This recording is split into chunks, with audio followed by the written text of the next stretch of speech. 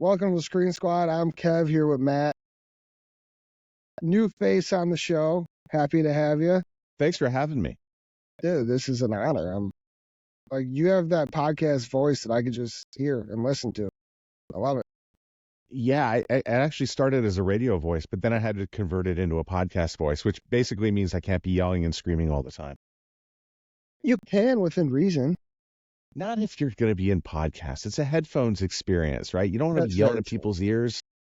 I know in radio we like to be like the loudest 10 in a row. We want to be like, I think the radio station was called KISS or Edge or any of those stations in Buffalo.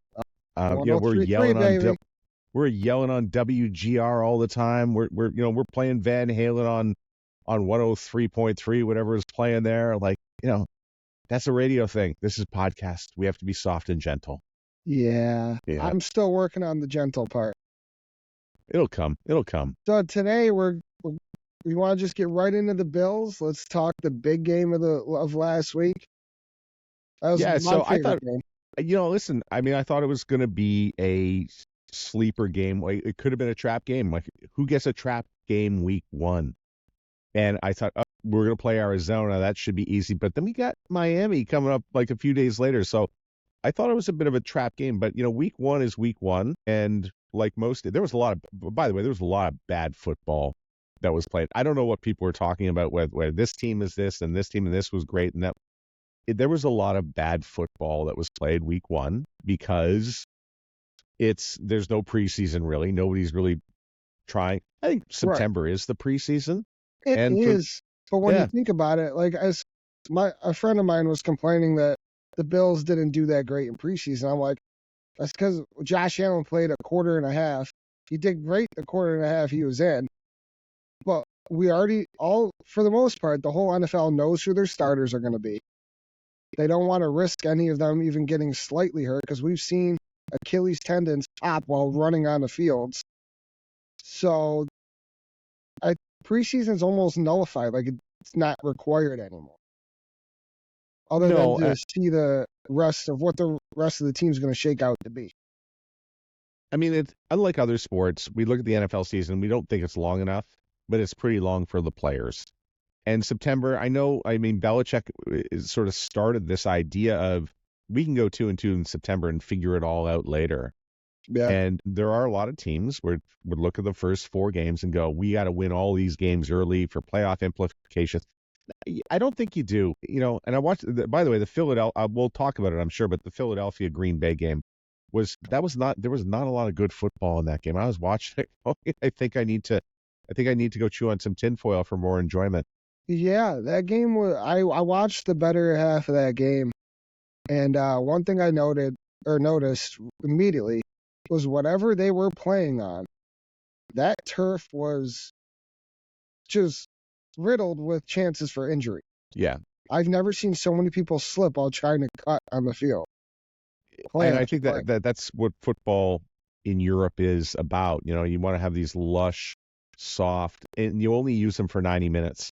And you only have, you don't really tear it up as much. There's not as much force going into it. So it's a different structure. I hope the NFL can figure that out. Maybe we stop playing games in Tottenham. Maybe we stop playing games in Brazil and other places. And now we're going to Munich next. I believe that's the Panthers. And I was just looking at it. I don't know if it's this week or next week. Munich's a great place. Go if you can. Munich's a great place. Germany's a nice place to have events. I actually just watched WWE's Bash in Berlin. And when I tell you, these international crowds are next level. Well, they love the NFL. I think they're probably just a bunch of people who stay up late in Europe and just have nothing to do in the middle of the night except try to figure out what American football is. By the way, it will be the Giants versus Carolina who are going to be playing over in Munich. But that's a terrible game on paper and on. Well, that's a good one to export. But the first half of the Bills game, that wasn't terribly different than what we've seen in other years. No. Where it takes like a half to figure out what's going on kind of thing. And I know we have this idea of the Bill. I think we have this idea of the Buffalo Bills being Josh Allen, who's going to get 7 possessions, going to score on all 7, and we're going to beat the Patriots like we did in that wild card playoff game a few years ago. Perfect game. That is our ideal. That is where the bar has been set every week. And when you go into halftime and you're down 17-3, it causes some mental issues. It definitely does. I'll say when I didn't necessarily worry at first until Josh fumbled that ball. And as soon as Josh fumbled the ball, I remember throwing my hands up like right back to how it was last year. Same form, same. We got to figure it out in the first half and then come back and just tear it up in the second, which has kind of become the Bills' DNA for the last few seasons. First half, like you said, work it out, work through the kinks, and then second half, put on a show. And in the moment he fumbled, I thought, well, here comes the true Josh Allen experience. Right? And where you put yourself in a hole and you have to work your way back. And that's exactly what we did. I mean, maybe we're used to it. And maybe we thought, but I don't think you come back against Baltimore, Kansas City, and teams like that when you dig yourself in a hole. Those are the games you got to dominate from the opening snap. That's not a second half kind of play style. You got a full game. Pedal to the metal, full bore. You got to beat Pat Mahomes by being Pat Mahomes. Like Thursday night, I'm going into Miami. I'm a little concerned the fact we don't have Taron Johnson. But in the same respect, their defense also did not improve in the offseason. So, and that's with Jordan Poyer. Yes, like, did they get Poyer? Awesome. Good for them. I'm still salty about that one. Do I think he's going to have a little insight as far as knowing exactly when Josh is going to run it? Yeah. But at the same time, it's Josh Allen. If he wants to run past you, he'll just jump over you. The only person who knows when Josh Allen is going to run is Josh Allen, right? I don't even think he knows half the time. No. He just wings it, and I love it. I'm scared. No, I get scared. I'm like, he could get hurt. He did take a nasty bump when he jumped in the end zone, and that was... We're week 1, and we're talking about a hand injury already. It's his not throwing arm. He's good. Okay. I'm fine with it. I mean, I was a little worried when I saw him wrapping his hand up, and it looked kind of mangled. And I was like, I don't know. I don't want to say we need Josh to play it safe, because then you're not going to have Josh Allen football. You need Josh Allen to be Josh Allen. And which leads into one question I want to ask you. Do you think we benefit from not having Diggs now? Absolutely. And it's not anything. I mean, Stefan Diggs is wonderful. But it did become a bit of a problem after week 9, not getting enough snaps, but we learned to win without him. And once you learn to win without the problem in the dressing room or the noisy one in the dressing room, you can move on from it. And there were things that began to happen after week 9 last year that sort of sent a signal that we can really move on from Stefan Diggs. And it was Shakir. Uh-huh. It was, getting 2 tight ends to be able to catch the ball. There were other things that began to go on that said we can win without him. And, getting into the first few weeks of the year and watching the team play, I don't want to take anything away from the wonderful receivers we have, but I'm beginning to think that you could put any 4 receivers out there and the ball is just going to happen, and it's going to happen. And it's great to have someone special like Coleman. It's great to have somebody tall with extra skill set to be able to do things.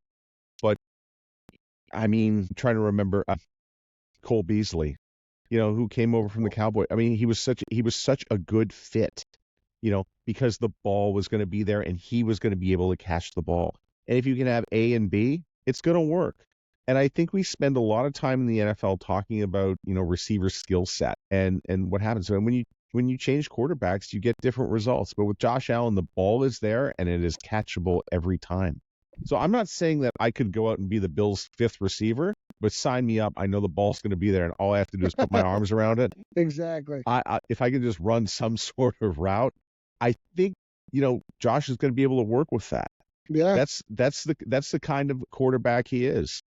And so so moving on from Stefan Diggs, it was time. It was it's a good thing. Sometimes when you take that sort of noise out of the locker room, it leads to other things. Are we going to miss him? Yes. And you know how we're going to miss him? By watching ESPN highlights of him catching touchdowns in other places, because we loved it. It was amazing. We loved it. Stefan Diggs was responsible for some pretty nice highlights.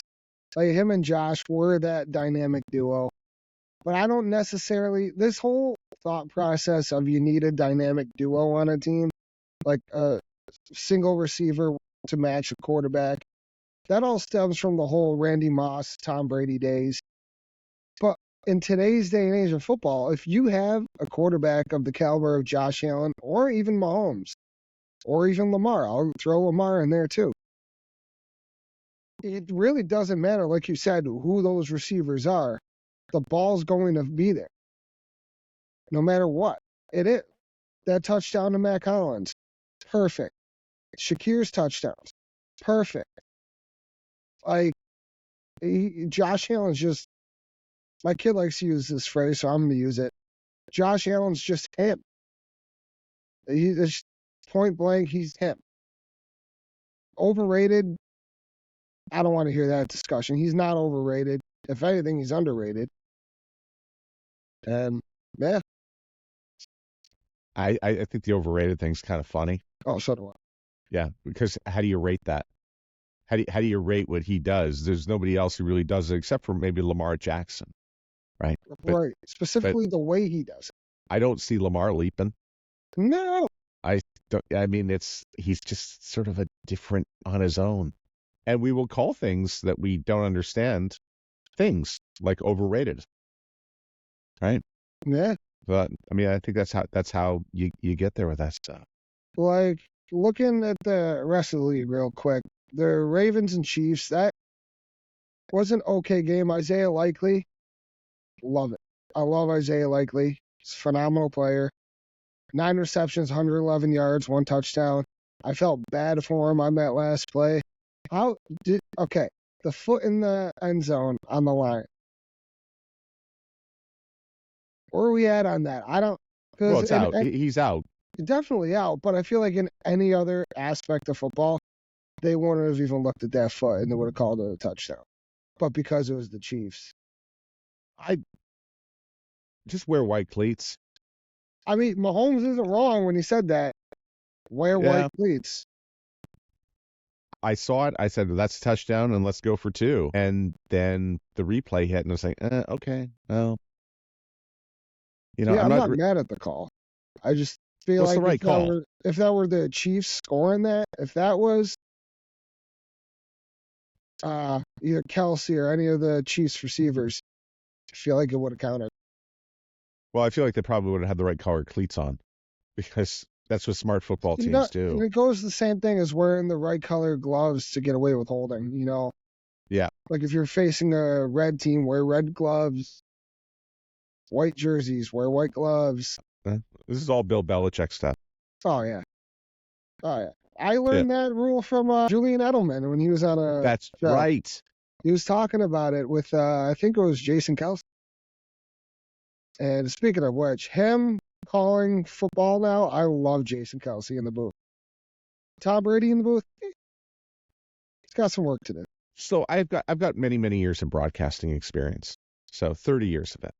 And it's not easy. It's not an easy thing to do, to learn, you do have to sort of grow up around it. I think Tom's going to figure it out. I think there's going to be people who are going to help him figure it out. But it's not going to be like Tony Romo, who on day one just, he kind of popped. And there's something about Tony and his energy. I think energy has a lot to do with, how you perform, whether it's on the radio, whether it's on a podcast, and whether it's on TV. Tom's not like this high energy kind of guy. He's very stoic. Yeah. And energy means a lot. Energy is something. And when you bring it, I remember I was used to do all night radio And I was like, hey, I'm going to be the guy who's going to play like the long, fun tunes for you. And here we are, and, let's enjoy coffee. And people listening will go, are you falling asleep? I'm like, no, I'm not falling asleep. I said, well, get some energy. You need to have energy to bring the brightness because nobody can see your energy. Right, they have to hear it. We can't see Tom Brady. He might be very excited about the game, but it certainly doesn't sound like it. No, it's... And at $10 million a year, you better get excited. 10 million, oh my God, that's... My goal, I'm doing this as a hobby. If I get monetized down the road, cool. So I ain't making that kind of money. Yeah, well, I mean, Tom might be getting 10 million a year, but the Kelceys just through their podcast got picked up by Amazon and Wondery for $100 million. That's insane. Yeah, so these companies are pushing out like money to go and to bring you in, right? And it is an investment. We don't know what's going to happen with the relationship with Taylor Swift. We don't know if the podcast is going to continue to be successful, but there's $100 million up front, and they get to keep their intellectual property. Yeah, I saw something that I don't know if obviously I feel like it's fake, but it was a leaked script of Travis Kelce's breakup with Taylor Swift. I'm like, what internet sites are you traveling to? I don't even remember what it was on, but it looked like an actual document of his social media or social interactions with the media going forward following the breakup. And it's just like, what? Well, I mean, listen, it's a great story. Somebody's trying to write an alternate ending to the story, right? As long as in that alternate ending, the Bills win the Super Bowl, I'm good. Well, yeah. That has to happen. I mean, I'm back for another year of this, and week one told me, I mean, I don't think there's anything to take away other than the first half was just really bad football. Yeah. For the Bills. Well, yeah, for the Bills than it was the Cardinals, but realistically, those scoring plays for the Cardinals, they were a given. Like, our defense kind of pulled back a bit and kind of let them have those 17 points, which I was shaking my head at the whole time. I needed a drink at the end of the first half. I had several before the end of the first half. So where did you take in the game from? Did you go to the game? I sat in my living room. It was a night because I have my one day off a week is Sundays, and okay, I have Wednesday, Thursdays off, but Sundays are like my relaxed day, So I was very adamant hanging out on the couch. I went to an amazing liquor store, got me a bottle of mead. I don't know if you've ever had mead. I'm aware of mead. It's like a wheat, like a honey. Wheat and honey. It tasted like apple cider, man. And I drank the whole bottle before halftime. And yeah. Yeah. So the second half was even more enjoyable. I'll bet. I had a good time. I was sitting there with my family. They all had a great time. Trying to get the young one to watch football. He wears his Josh Allen jersey, but couldn't tell you a thing about football. So I'm trying to get him to, watch the screen, get into it. He enjoyed last week. The fiance, on the other hand, I'm not dating a sports fan. Let's just say that. Yeah, not yet anyway. Not yet. What you realize is that your mood is tied to the game. Right. Like, the fact that I say it every year, my mood will be affected by a football team for the next several months. Yeah, of course. My mood for the week, not for the day, for the week. It starts and ends with that game. And it's just part of the life where I live. Well, even you, like, you're a member of the mafia. Oh, yeah. And you don't even live here. But living here, like, I took my son to school this morning. All the teachers are wearing Bills gear. All the kids walking into school wearing Bills stuff. Like, you feel it in the atmosphere. You feel it in the air. Like, this city, this area wants to win. And with it being division week, it's even more intense than it was last week for the Cardinals game. Like, outside, I went to Tim Hortons, got a coffee. Every person I saw was wearing a Bills shirt or something. Y'all in Buffalo are just a bunch of hosers. Way. With your Tim Hortons, you may as well just join Canada. You are Canada, just with American passports. We are, and I accept that. However, I'll bring the tables. All right, good. So we'll jump through them all. Yeah, I mean, when I look at the team, I know we spent a lot of time talking about the receivers. What's going to happen? Gabe Davis, I was never high on. And I'm like, listen, we all love Gabe Davis. Yeah. But, there was a lot of drop balls in the last 2 years. Between him and Diggs, yeah. Yeah. And Diggs began to drop them. But just Gabe Davis alone, I think we were all prepared to let him go. He had one amazing game, going back to the Chiefs playoff game, which ended in overtime, which was, of course, detrimental. We don't need to talk about that anymore without opening up some booze. PTSD, Matt. But, he had 4 touchdowns in that game. And nobody really talks about why he had 4 touchdowns. He had 4 touchdowns because, refresh my memory, Matthew Honey Badger was out of the game. Oh, yeah. Yeah, he went out of the game at halftime, and nobody figured out what to do. Everybody was concentrating on Diggs, and nobody really paid attention to Davis, which allowed him to get open. I couldn't believe how open he was, especially on that last touchdown that he scored. Especially against a team like the Chiefs. Yeah, and I kind of felt that Gabe Davis never really got separation.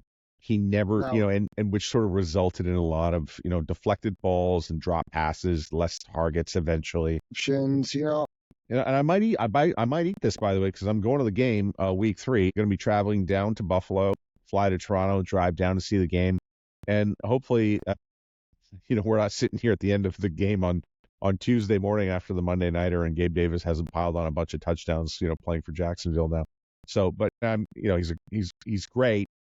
However, when covered, not a player. And it doesn't help when you down. And this is nothing against TL, but when you go to a team and downgrade your quarterback, as far as going from a Josh Allen to a Trevor Lawrence, going up against the Bills in Buffalo, playing here is not an easy feat. Well, you can ask Davante Adams what it's like to downgrade your quarterback.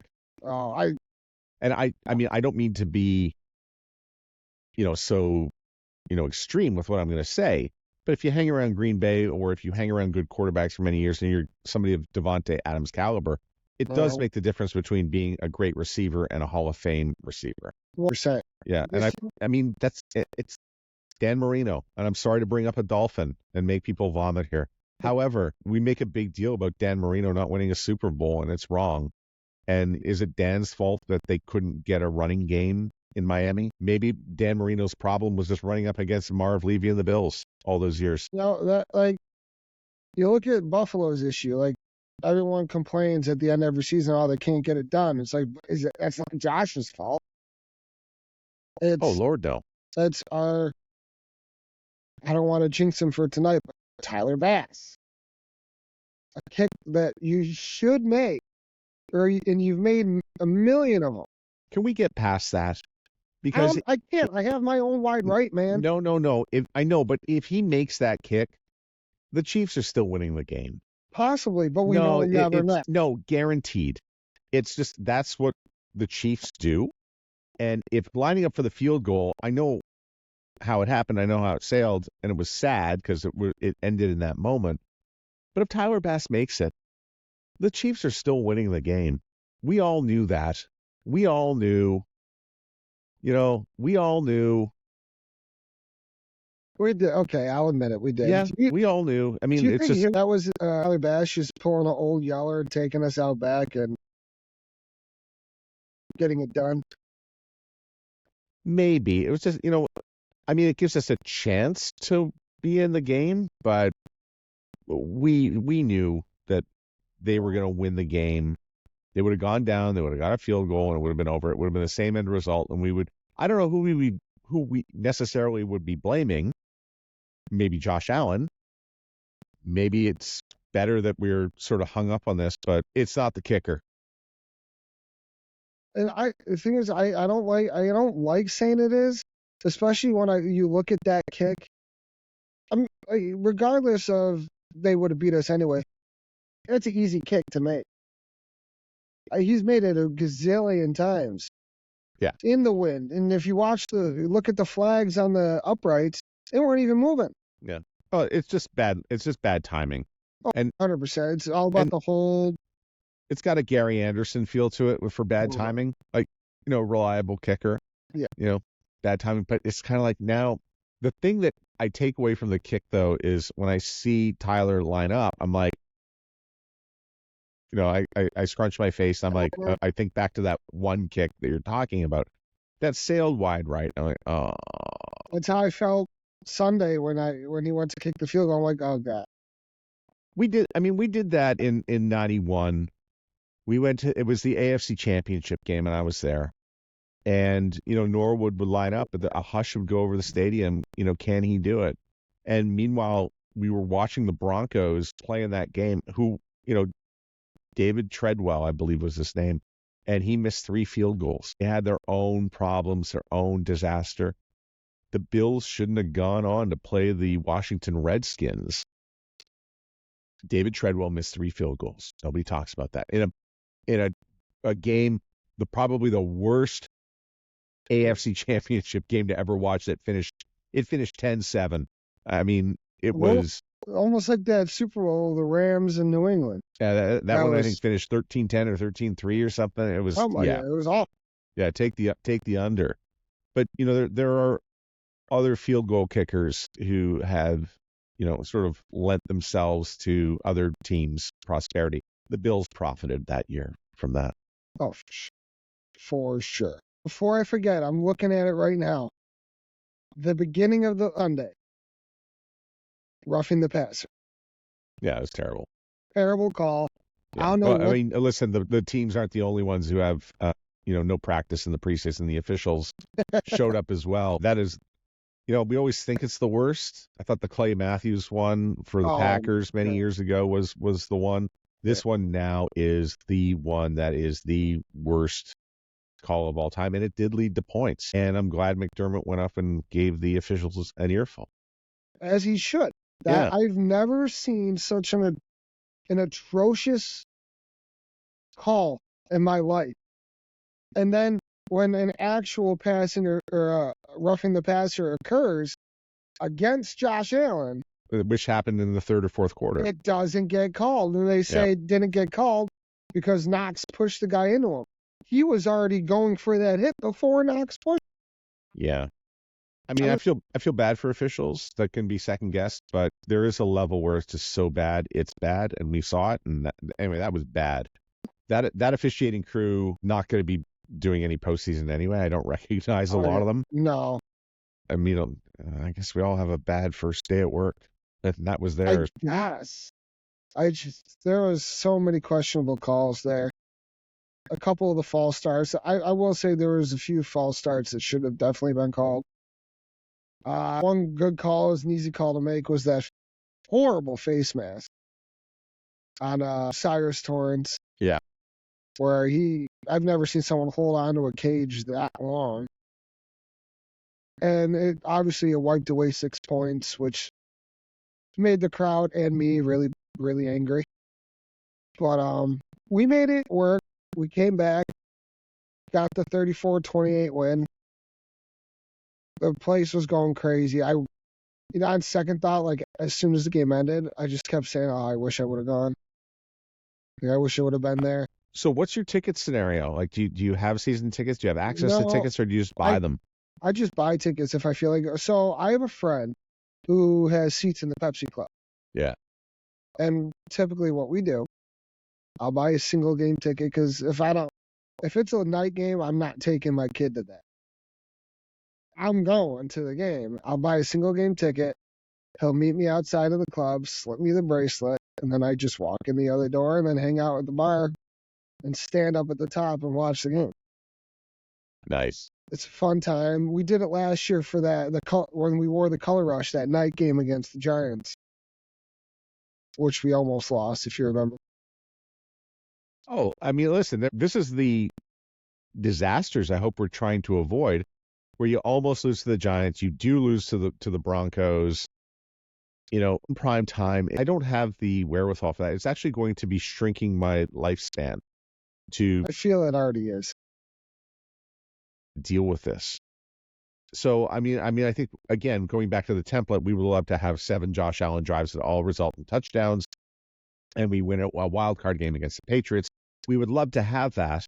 But there are things that when I watch the team play that I don't see when I watch the Ravens, maybe not the Ravens, but definitely the Chiefs. And that's, little moments of disaster. It could be a call that goes against you that you're not in control of. So I think back to the Steelers, wild card game, where there was, a replay judgment call, which was not ruled a fumble. We didn't get the ball. And I thought, why does stuff like that always seem to turn the tide against us? And for the Chiefs, they just sort of blow by it and they're fine. Right. But we're not fine.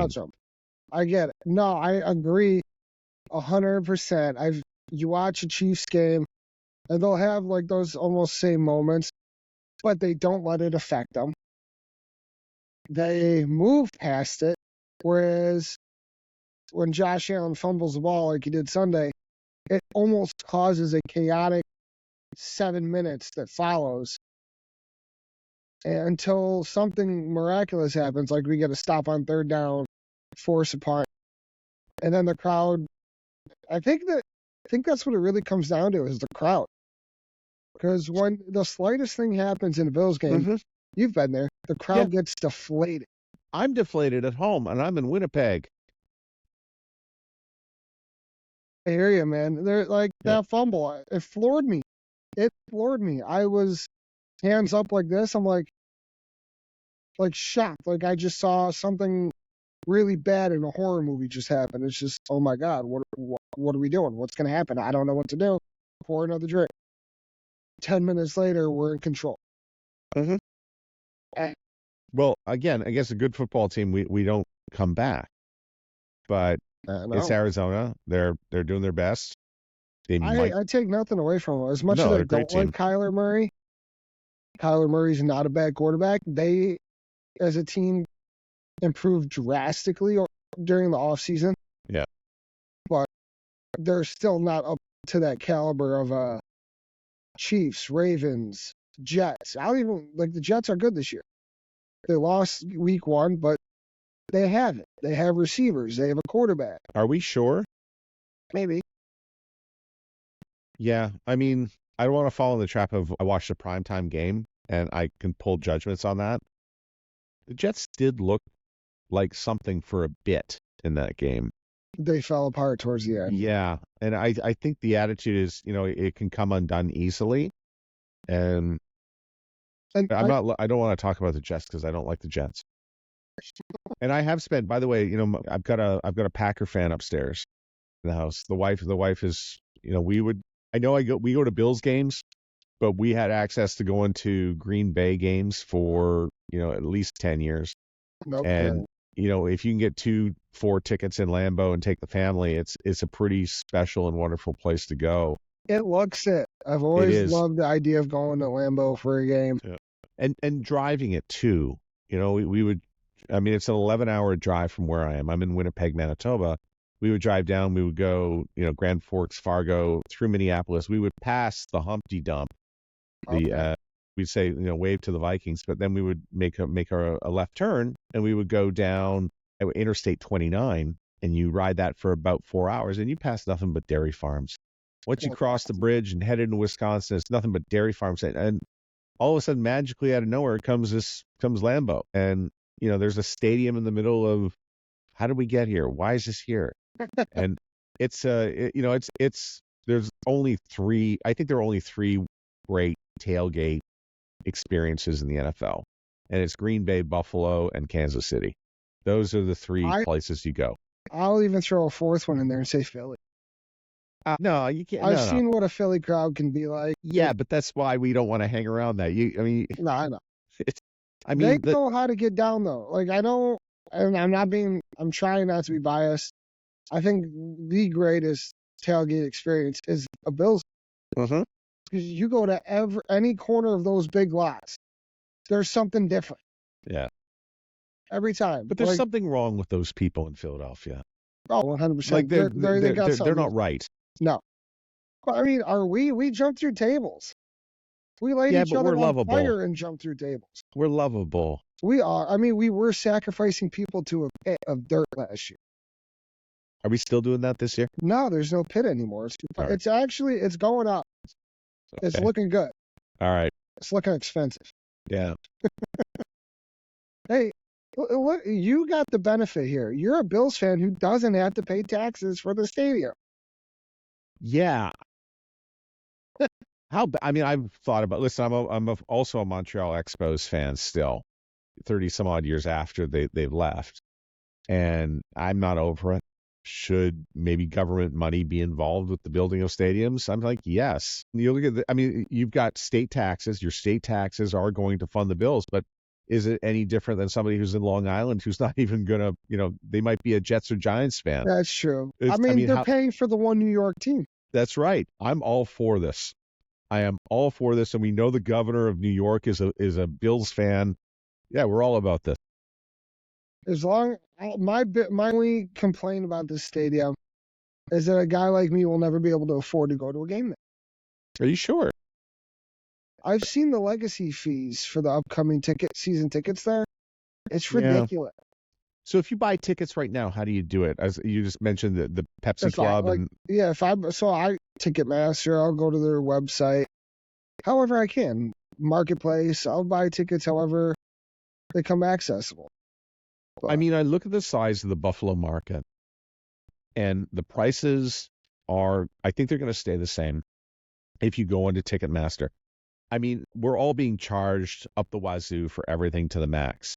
Yeah. Whether it's a flight, whether it's a concert, whether it's a football game, a hockey game. They've got inventory. They've got tickets. The market, you'll pay what the market is going to command. And I do believe, okay, you're not going to get a seat license. Yeah, you're probably not going to get a few other things. But on the resale side of things, I think that price is going to stay rather static. If it stays in that medium it's in right now, then we're good. Obviously, it takes a little saving to afford. It's not just a ticket. You're buying food, beverages. You're paying for a spot to tailgate, which prices seem to go up for that every year. I think I paid $40 last year. It might have been 50. Yeah. And let me guess, you were fairly close to the stadium, right? I think so. Yeah. Yeah. Well, I'm one of those guys. I don't even know where to tailgate. Anywhere. I have no tips. You just go anywhere. Anywhere. Set up a table where you park your car and make your own. Yeah. Or you go to, I want to say it's lot B. It's got the big, where the RVs are, the RV lot. Yeah. That's where the real fun is. Park right next to where the new stadium is, right at the fence to the left of it. Sure. There's that main street. Cross that street. Insane tailgating right there. That's where I went last year, and I'll tell you, like, there's nothing compares to the full Bills game day experience. Nothing. No. It's one of the happiest places I've ever been, and everyone's wasted. So everyone's just in a good mood. It's not great if we lose. No. Post-game tailgate is usually non-existent if we lose. Yeah. If it is existent, it's just people grilling up whatever leftover food they had and eating it angrily and then packing up and getting out of there. Yeah. I sent my stepson to the game against the Bengals where they lost and in the playoffs. And he wore this shirt that I'm wearing now. And he was like, it was a funeral on the way out. And he passed Kyle Brandt. And great guy. And then, and then seeing somebody yell, why do I live here? That's probably my friend. Probably. Yeah. After the playoff game, the loss against the Chiefs last year, I remember I was at a house, a huge party, a watch party. And as soon as the game ended, one of the people that was attending this party's significant other opens her mouth to say those dreaded words as a Buffalo fan. And I just remember looking over like, don't even freaking say it.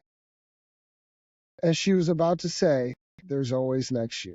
As a diehard, lifelong Bills fan, I am so sick of hearing that phrase. Yeah. I'm sick of it. I'm done here.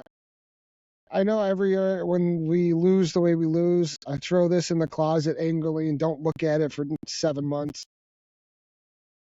But then when it's time, it's just that love's still there. Yeah. So, I mean, this sort of resignation I'm used to. I now have achieved a new level of resignation. So the resignation was we're never going to make the playoffs. And we went 17 years. And in the moment that it did happen, I was watching the Cincinnati-Baltimore game. Yeah. And it was Tyler Boyd, I believe, who got the touchdown. Yes, it was. I'll never forget that day. Yeah, I jumped up out of my seat and started to yell and scream. And, with this look on my face, I'm trying to explain to everybody, do you know what just happened?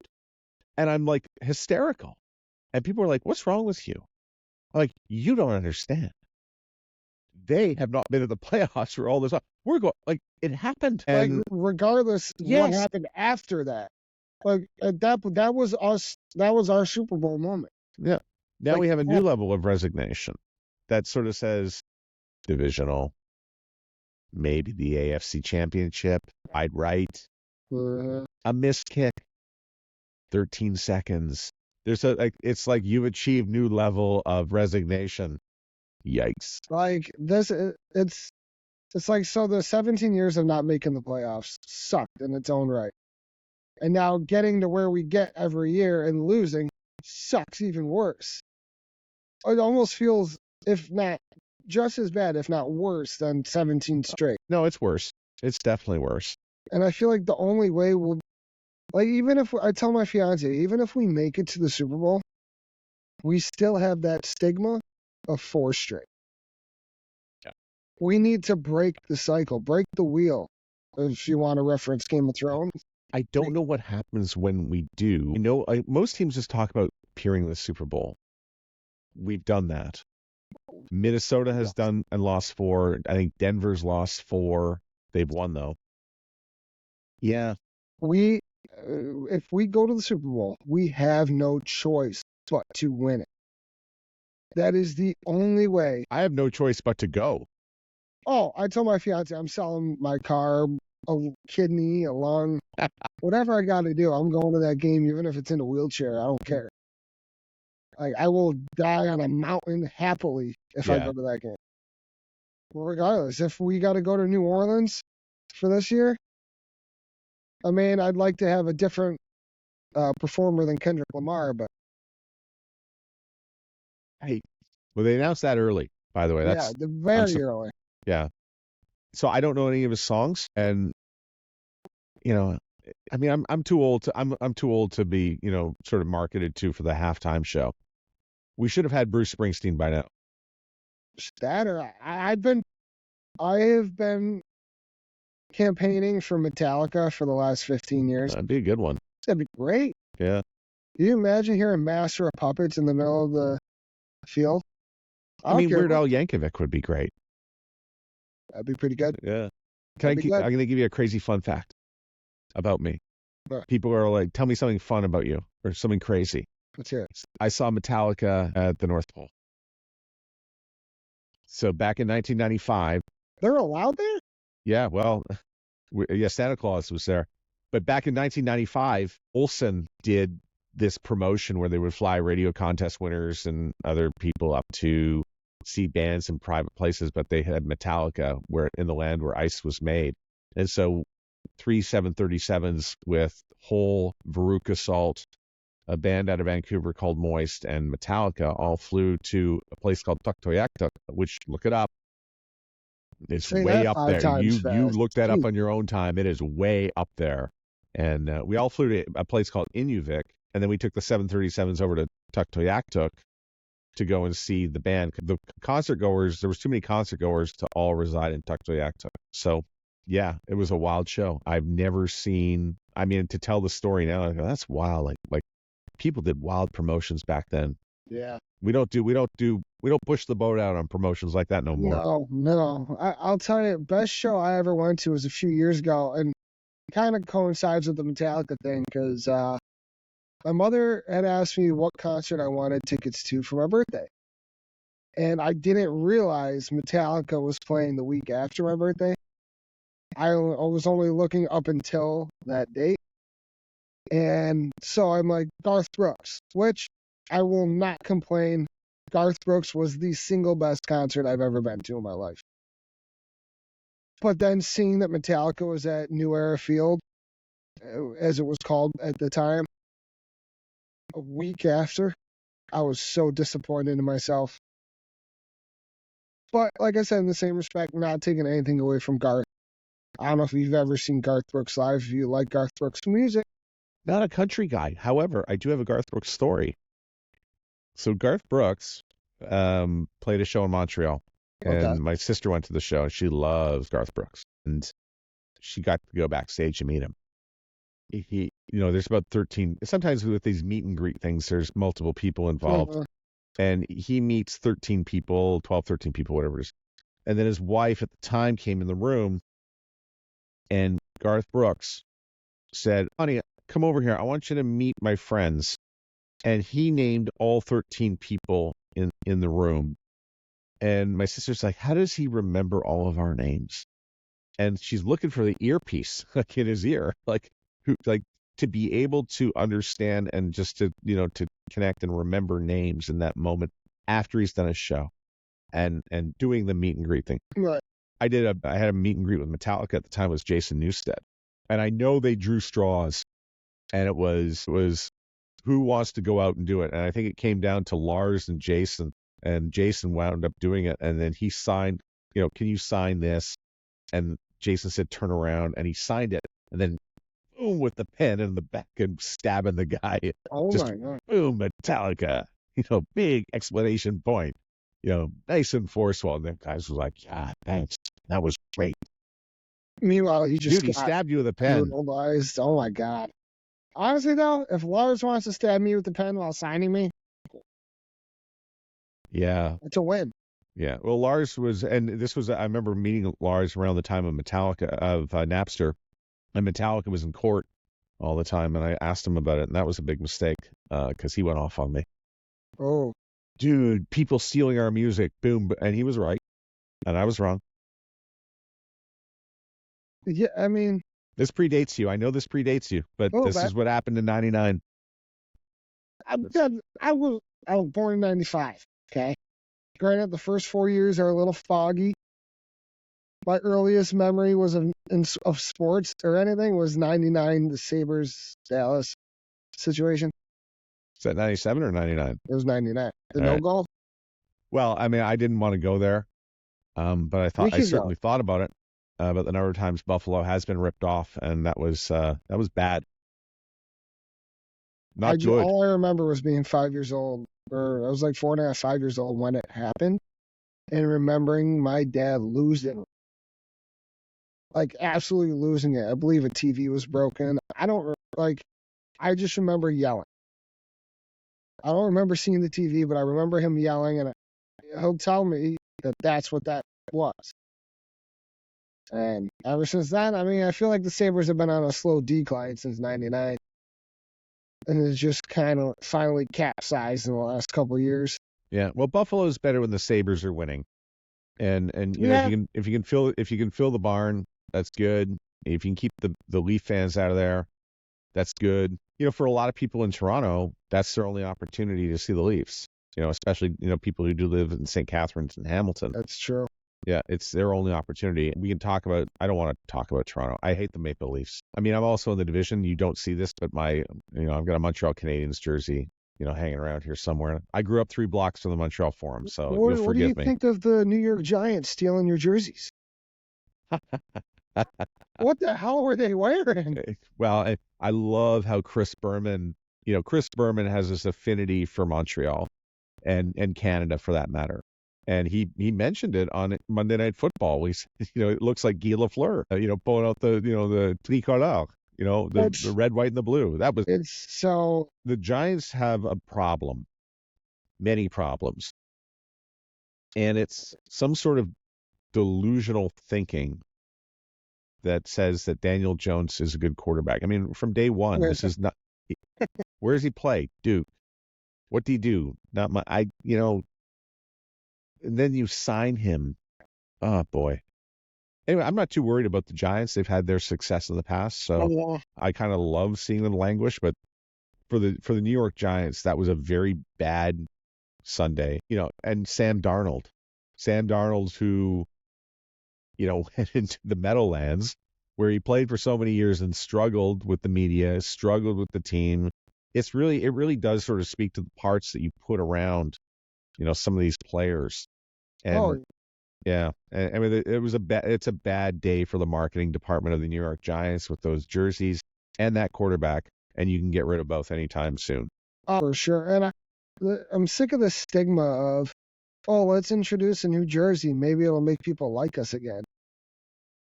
And it has the opposite effect, especially when it's a situation like the Giants. Well, it reminds me of the Bills with those dark blues. The Drew Bledsoe era. Yeah, which actually those dark blues were actually the New York Giants shade of blue. Right. And why did we go there? Why did we do that? Look, I just want a red helmet to return. That's it.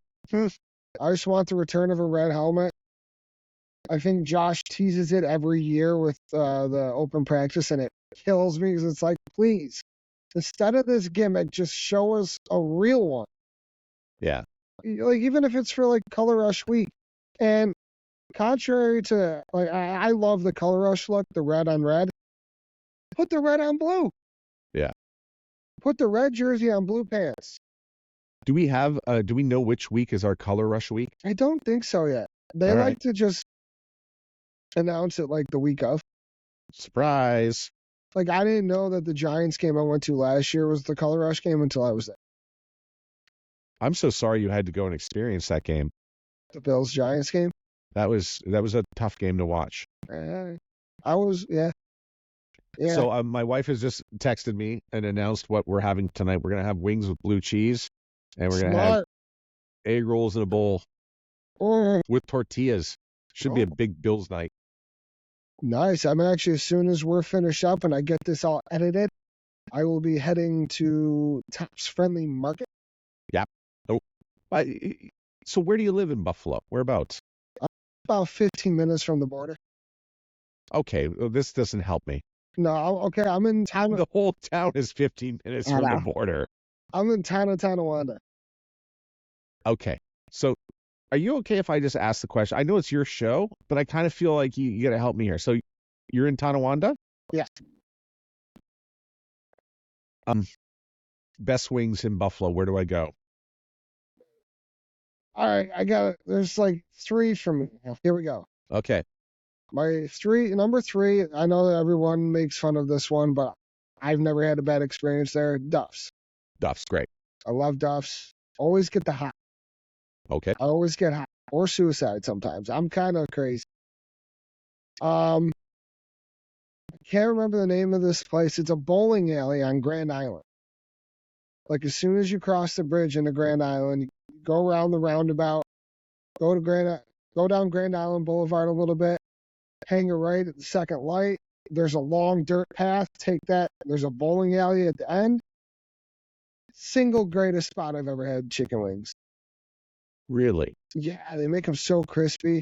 And then number 1 is the place of Josh Allen's favorite wing, actually, Barbell. So is there a difference between the Barbell that's up in the north and the one that's in Aurora? Kinda. Okay. So the one that's like up here, right around, like, I could be there in 5 minutes. The way they do it is they paint their wings. Like, they don't just like toss them in a bucket of sauce and butter and then throw them in the fryer. Each wing they paint it with the butter, with the sauce individually, and then drop them in. They believe that's how they get this extra level of crispiness. Let's be honest, nobody likes a soggy wing. No. You need that crunch on the first bite. Yeah. But yeah, the Cajun honey garlic, or Cajun honey barbecue that Josh gets, that's my personal favorite wing at Barbell. Okay. But anywhere else, it's hot or medium. If I'm getting medium, it's because I already have heartburn for the day. So I went to Barbell last year. We went down for week 4 against Miami, game against the Dolphins. And we spent Saturday afternoon at Bar Bill, sat at the bar, ordered beef on weck, and I think we got a medium hot. And I found that to be very hot. I mean, in my younger days, I could plow through 60 of them, but I could only do 10. I just got 10 wings the other night at work from, it's called Sidelines Bar. It's right downtown. Yeah, those were spicy, man. Yeah. Like, I think I'm starting to realize hot might be a little too hot. Especially, like, if you go to Duff's. Like, their medium it's hot. Yeah. And their hot is very, very hot. Even a place that I wouldn't even think to order wings. So I'll look at a restaurant in Lackawanna, Mulberry. I took everything not to put that on my list. I love Mulberries. Their wings are apparently top 3 on many lists. And, so if you want to, even an Italian restaurant, which, does one of the most underrated buffalo things ever, which is spaghetti parm. You can't explain spaghetti parm outside of Buffalo. You can't explain. And why? By the way, you'll have to answer this. Why does everybody bang on ranch so hard? Because ranch on a salad, good. But you can't eat wings with ranch. It tastes wrong. All right. We're raised differently. I really don't have an explanation other than the fact it's just wrong. It's how I was raised. That's how I raised my kid. It's a generational thing. Yeah. Well, my dad would kill me if I ate a chicken wing with ranch. Nobody told me. Nobody told me that it was wrong until somebody told me it was wrong, and I was like, okay, we're just getting blue cheese because you can't announce that I'm going to be having ranch. Yeah, that would be a problem. It is. I wish I had a better explanation for it, other than it's just a collective no. Yeah. Okay. Does that make sense? Like, yes. It's just we're set in our ways here. Yeah, I know. Very. Yeah, which is probably why I love it so much. I feel it's like a home away from home here. Yeah. It's fun to be here. Like my fiance, she likes to toss around the idea of moving out of town. Not necessarily anytime soon, but when our son's a little bit older. And I'm like I want to leave, but this is my home. Yeah. Where would you go? So recently we went on vacation to South Carolina. Specifically Myrtle Beach. Yeah. And she's a summer girl. She loves the heat. You're going to think I'm crazy for this, but I'm a winter's coming kind of guy. I love the snow. I love the blizzards. I love the ice. I love the quietness, the stillness in the air. Yeah. The hardness to breathe. I don't know how to explain it. I just love winter in Western New York. Yeah, when you sit outside and there's that much snow, the acoustics change. Totally. And when the acoustics change, it's kind of wonderful to go out and hear the snow, to hear what your home is like when the sound is now being changed. The light changes too, right? Because all the lights reflect the white. Yeah, it's wild. Kind of like you ever watched Game of Thrones? No. Watch any clip of them up north in the snow. And the winter is coming. Yeah, that's what it looks like. Just gray. Not always gray, but like even when the sun's out, it just looks wild. Yeah. And quiet. Like, it was 2 years ago, we had a massive blizzard over Christmas. Like the world shut down on Christmas in Buffalo, New York. I've never been happier. I was outside grilling in the middle of a blizzard. That's cool. Wearing shorts. Yeah. I'm a northern guy. Like, it's just what I do. I feed off of the snow. I was a summer baby that hates the summer. I do hate the summer, but I don't hate the freedom of what you can do. But like the heat, we were in Myrtle Beach. Man, I was dying. Every day I felt like I was dying. Yeah, and I don't mean to pull out the yogi and the Ayurvedic part of the whole thing, but you're likely a pitta body. There are 3 different types of body. It's pitta, kapha, and I can't remember the other one. It will come back to me in a second. Is that a good thing? To be pitta? No, well, you get the body that you deserve, but you're going to be highly irritated on heat. And in the summertime, you should probably eat lighter things such as cucumbers and salads and keep it easy going and avoid hot stuff. So your wings in the summertime are going to taste different than your wings in the wintertime, right? 100%. Yeah. Like this time of year is the time of year to start having all that stuff. Like I'm a basic, you know what, dude. I go to Starbucks and get a pumpkin spice. Sometimes. I'm a Tim Hortons guy. Yeah, it's pitta kapha vata. So if somebody is like sort of skinny, they'd likely be a vata. Your pitta, you're probably, there's a little bit more. I mean, especially if you're a redhead, you're automatically pitta. That's kind of like how you sort of fall. So. Well, I got dark. Yeah. Anyway, I don't mean to get it. I can't believe we're talking about the Bills and the doshas, but it does matter, especially weather in Western New York and what it's like. And I love watching it too, but I just like to watch it from my couch. And hey, I'm in Winnipeg. Winnipeg, the weather here is horrible. You get snow, right? It's a lot like Minneapolis. It's not. We don't get the snow. We get the cold. So there's a lot of wind and a lot of cold. So there's a lot of days of minus 40. And when you say what is minus 40 in Celsius versus Fahrenheit, it's the same. Minus 40 is minus 40. Yeah, I don't care where you are. Cold is cold. Yeah, minus 40 is minus 40. It doesn't even convert. No. Looking ahead, ready? Let's go into what we got this week. What's your predictions for tonight? Not good. Bills at Dolphins. Not good. No? Not good. So when the schedule came out, I was really, really super happy to see that this was going to be a night game.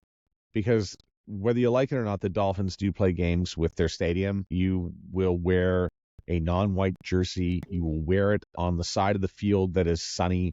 And then a game in September generally means it's going to be 90 or 100, 110 over on those sidelines. So I was really happy to see that the game would come down to a night game. I haven't checked the weather for tonight. Nice to know that there's going to be no sun.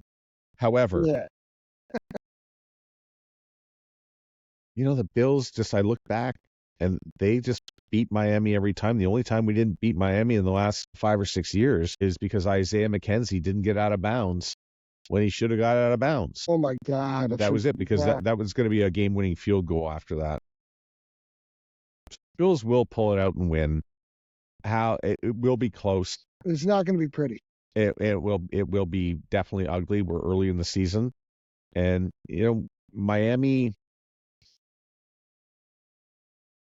Mike McDaniel has fresh plays, right? I remember last year, he burned through all of his plays in the game where he put 70 up on the Raiders. And we thought he was just going to be endless, but he ran out of plays by the time the Bills played him. He has fresh plays. So that will be a little worrisome. A real test for the defense to see what they can, what they're really made of.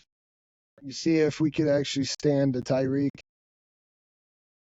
That's my biggest concern is Tyreek. I mean, if the Dolphins go off on us and win 38-16, what are we going to make of this tomorrow? Early in the year, Thursday night game, short turnaround, team that's just, it will send signals. That's it. I'm not going to be too worried about a loss. I would always prefer a win, especially against Miami. But yeah, I don't know that I should be too worried about a loss. No, I agree. It's 1-1. Cool. Ball out, do what you can, get ready for next week. Yeah. You have a nice long preparation for week 3. Well, and I think that, I'm going to the game. I'm going to be driving down from Toronto. Hopefully they let me across the border. And, I'm scoring 100% on getting across the border, which is a good thing. Going to see the game. It's a Monday night against Jacksonville. But, man, I tell you, with the Bills, weird stuff happens on Monday night, right? Almost lost to the Giants on a Monday night. Yeah. And And I think we lost to Denver on a Thursday night or something horrible. That was the end of Ken Dorsey after that. Yeah. But I look at the schedule, and I'm looking ahead. So you play week 3, Jacksonville, which is going to be a Monday night game in Buffalo. And then the next week you've got a Sunday nighter, which is also going to be a primetime game against the Ravens. So hopefully we don't get this look ahead stuff, and then boom, here we are again. Now it's week 5, and you play the Texans, which is going to be, a game against Stefan Diggs. week 6, we're into the Jets. So this is way too much looking ahead is what I'm doing, right? Yeah. Way too much. But you can't help doing it when you see who they're up against coming up, and it's kind of worrisome, some of it. Do I think we could pull off a win in Miami? Like you said, I think they could win. Mm-hmm. It's going to be difficult. Yeah. Jacksonville, I feel like that's kind of a trap game. Another trap game, week 3. Yep. And after that, who did you say we have? Ravens on the Sunday night. Is it at Baltimore? Okay, that right there, that's going to be a tough one. Yeah. And especially with the addition of Derrick Henry running the ball or Lamar running the ball, 2 tough guys to stop it while running. We've seen what Derrick Henry can do against Buffalo.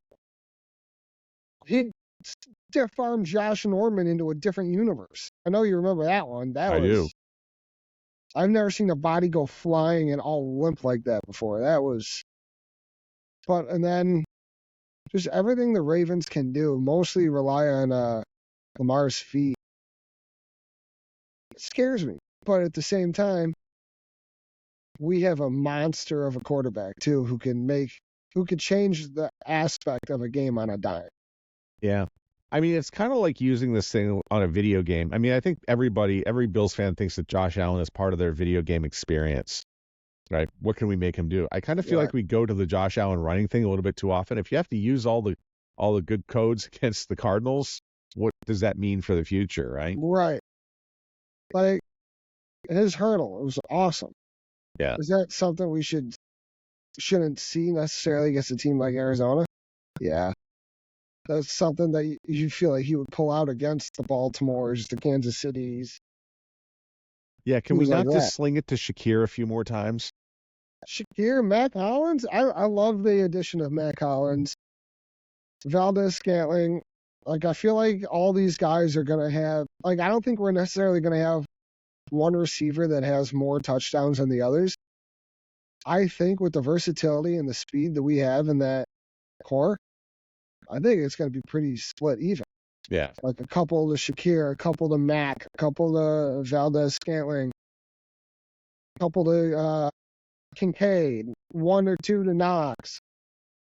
Like, I think it's really going to be spread out this year. Yeah. I don't think you're going to necessarily have that Stefan Diggs with 10 touchdowns or, you know what I mean? Yeah, and asking for the next 10. And you got to get me more. You got to get me more. It's not about you. Yeah. You got Keon Coleman, too, who had one of the most insane catches I've seen. That was great. That was beautiful. Yeah. I love that, man. Yeah. I don't care how that sounds. Like Keon Coleman is... Well, you got to get a jersey for Keon. My neighbor got a Keon Coleman jersey, and I saw her wearing it. I'm like, jealous. Nice. And it's the color rush, too. Oh, wow. Okay. All right, so listen, can you prep me for my weekend in Buffalo? Prep you for your weekend in Buffalo. When are you getting in?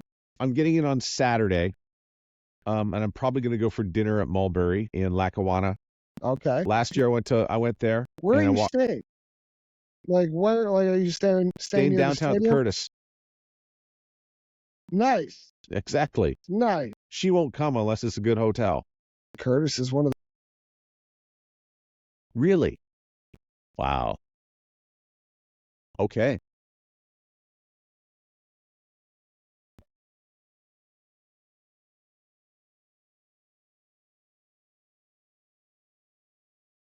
Can I give you a podcast to listen to? I mean, I run a podcast company, right?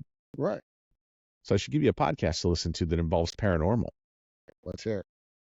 Well, I just got to remember what it is. Like you should check out my review I just did for the Netflix movie The Deliverant. Oh. Based on a very true and very dark story. Yeah. So you want to listen to the paranormal podcast with Jim Harold. So Jim Harold lives in Cleveland, but he's got one of the foremost and best paranormal podcasts out there. So mark that one down. You'll become a fan. You're going to have him on this show. That's what's going to happen in the end. Do you think you could help set that one up? I could totally make that happen. Jim's. If you love paranormal, Jim Harold's your guy. Oh, there it is. Popped up.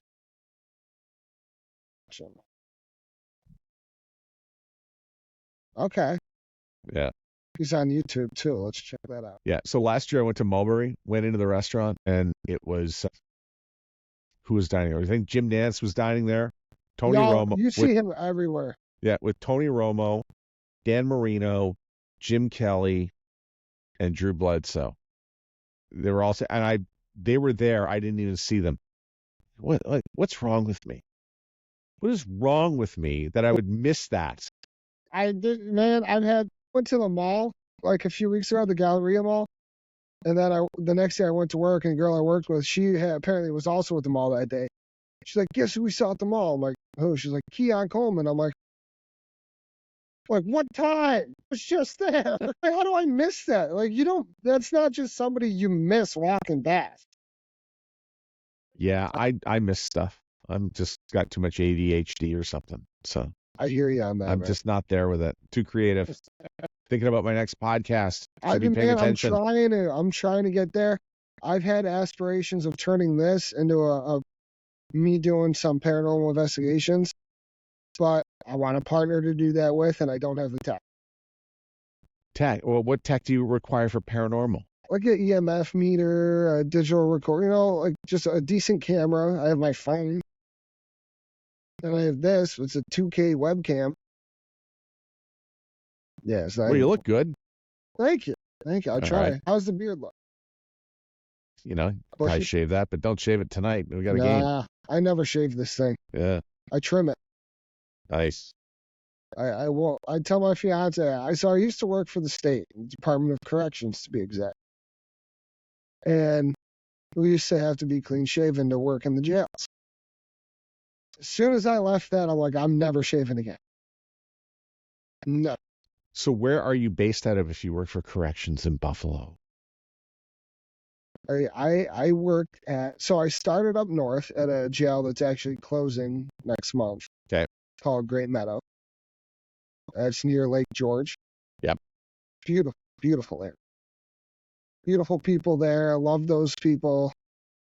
If I could have brought that jail home with me, I think I would have stayed in there. And then I went to the probably absolute worst one you could work at in the state. And that's Attica. Yeah. I was miserable. I wasn't mentally in a good place when I was doing that job. Yeah. So that's not a good job for you for mental health. That's all. Terrible. While I respect all the people that still do that job, and I feel for them every day with all the stuff they have to deal with and stuff that's coming up, as far as me trying to build my family, it wasn't good for me. I do want to tell everybody, by the way, that I will be making an appearance at Bar Bill in Aurora sometime on the Sunday, I think the 24th of September, is it? 22nd of September. Sorry, the 22nd of September, I'll be at Bar Bill sometime in the day to have the beef on weck and probably some chicken wings. Can you remind me of the flavor that Josh Allen likes? He likes cayenne. It's the Cajun honey barbecue. Cajun honey barbecue. All right. You can't go wrong. Yeah, I might just get mine hot, and maybe she'll have that flavor. You can steal one. Yeah, on the Monday, of course, just be wandering around town and then heading out to the game. Watch the Bills play the Jags. Nice. Yeah. It should be fun. Hopefully, who knows? Maybe I'll run into you. Well, that will be my trip to Buffalo. I'll have a rented car. It will have Ontario plates, and I'll look like every other hoser who comes down for the game. I'll fit right in. Yeah. Everyone you pass will think, oh, just another man that lives here. That's right. Just another guy in a Bills shirt. Just another Buffalonian. Yep. Member of the mafia, if you will. Yeah. No, I mean, listen, being mafia is, I mean, it's been so long. This is like a lifetime thing, right? Recently started being coined the Bills Mafia. It was never a thing back in the 90s, early 2000s. I think it started in 2012 with a tweet from Adam Schefter, and everybody sort of ganged up on him because he says something very, counter Buffalo. And I think everybody sort of ganged up on him. I recall that being the roots. My roots to the Bills is a very strange story. It started with too many beers at Acadia University, which is in Wolfville, Nova Scotia.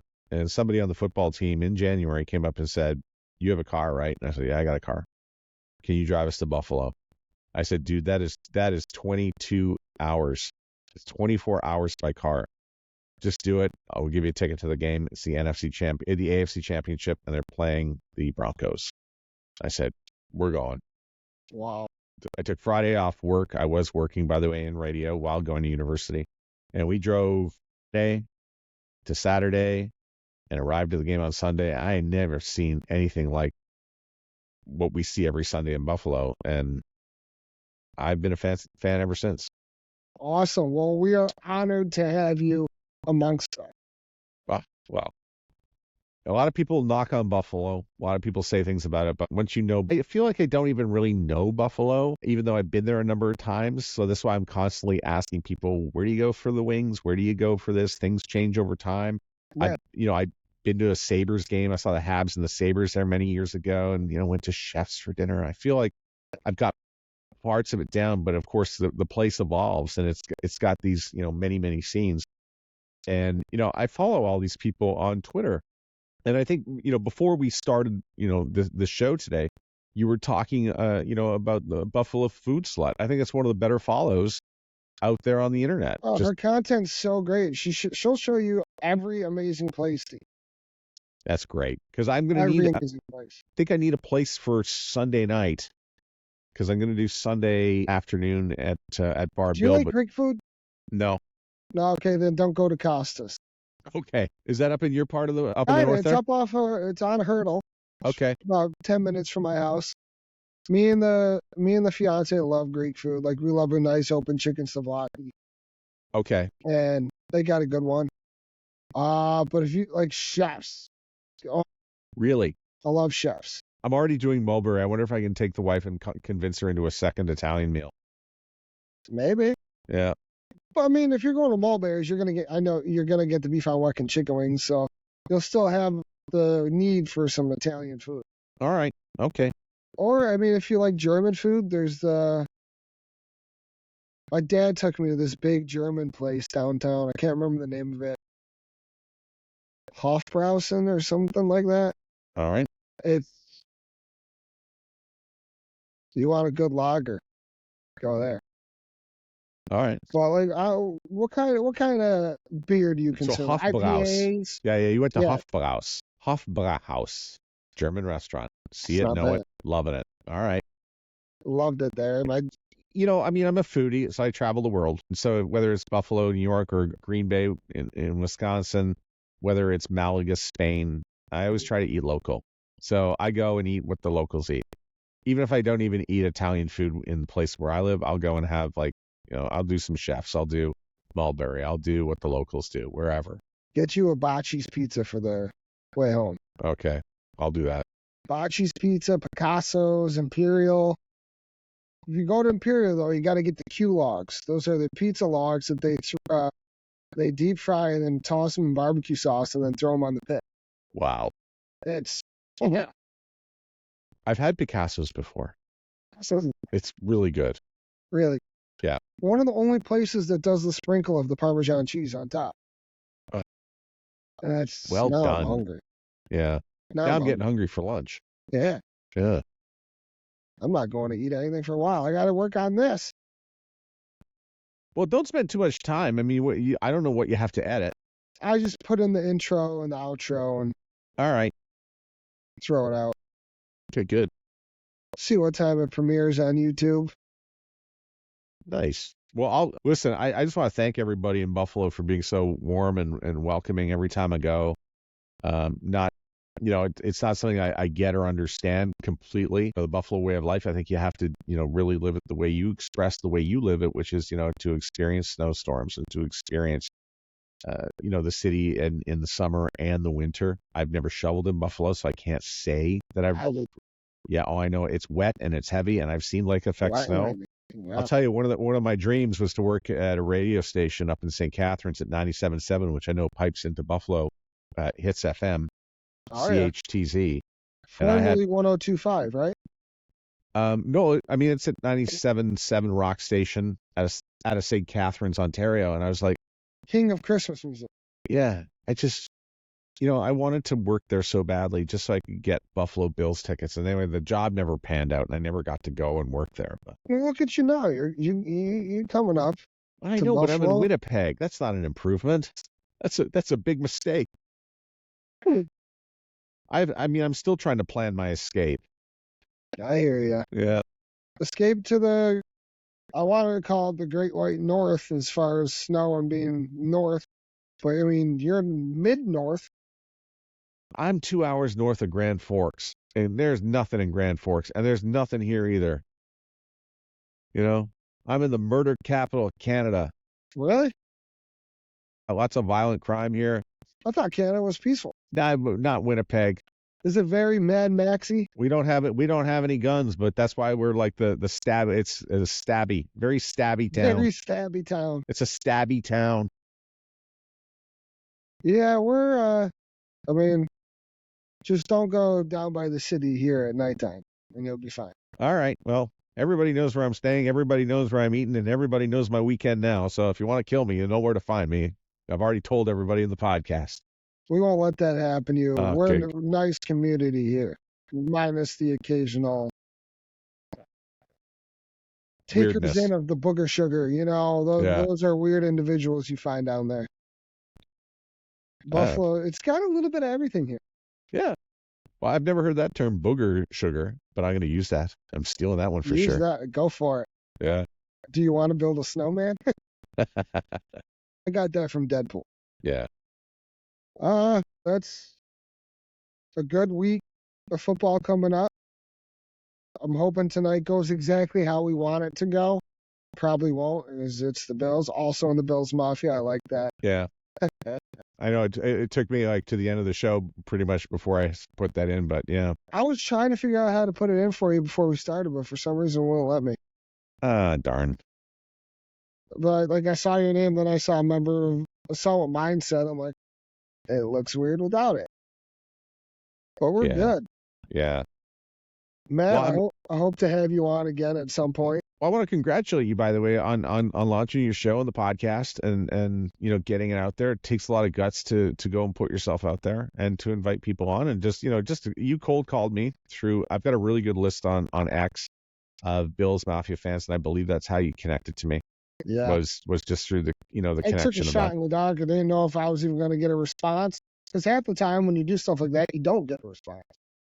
Yeah, I mean, you miss 100% of the shots you don't take. That's Wayne Gretzky who said that. So, also, Michael Scott said that. Yeah. So, I mean, you got to ask yourself, and by the way, for anybody who's made it this far through to the end of the show, and I haven't bored them to tears, if you do want a podcast and you do want to get started in some respect and you're needing some guidance, you get a business or something like that, we run the Sound Off podcast network. It's based out of Canada, but just because it's in Canada doesn't mean anything other than because it's a global planet now. One of the podcasts, by the way, that we do carry is called Two Goalies, One Mic, which is a big Buffalo Sabres podcast. So that's one of the ones that we carry, and that's a show we love, and we love Johnny and everybody over at that podcast, and want to say hi to him. Awesome. Well, Matt, thanks for coming on. I hope we get to collab again soon. That'd be great. Yeah, listen, you call me anytime. I've got Buffalo stories. You call me after the game in week 3. You call me whenever, and I'll have stories to tell, and we can find out about all the mistakes I made in Buffalo on the weekend of the 20th. And then I will happily walk you through how to not do that again. Yeah, absolutely. Next time you come around, come up for a Sabres game. Come up for a Bandits game. You ever been to a lacrosse game? Lacrosse is not in my bucket. I will say it is not in my bucket. It's a life up here, man. Like you think the Bills Mafia is crazy. Bandit Land is that arena gets rocking during a game. Nice. Back to being the champions. I know you see the banner right there. I do. That's a lifestyle too, and it's like the same fans. There's no talent. Yeah. Sad. Yeah. We like tailgating. Yeah. We love to drink and break stuff. Well, you got to put that aside. Welcome to Buffalo. We like to drink and break stuff. You know what? I should put that on a shirt with my logo on the back. There you go. Patent it. Podcast merch, everybody. Yeah, I need to work on that. I'm still working on getting stickers too. I would like some stickers to give out with the logo. People, as they see a cool looking logo, they're more apt to click on something. I don't know why. Because it's a cool logo. What happens if I click this? Right. Yeah. And with my channel, you never know what you're going to find. Sports, wrestling, movie, TV shows. Like I try to cover everything as best I can. The stuff that interests me, and if it interests anybody else, cool. Nice. At some point, something's going to hit. I just keep throwing it. It's like spaghetti parm. You throw it against the wall and see if it sticks. Yeah. Yeah. Eventually it will. Yeah. And then you know, all right, it's done well enough. It's like that perfect batch of chicken wings. It's not difficult to do, but it's real easy to screw it up. Yeah. But Matt, thank you for coming on. Well, thanks for having me on. I really appreciate it. And you guys have all been listening to the Screen Squad or watching. I'm Kev. That's Matt. We'll see you next time. Thanks for having me.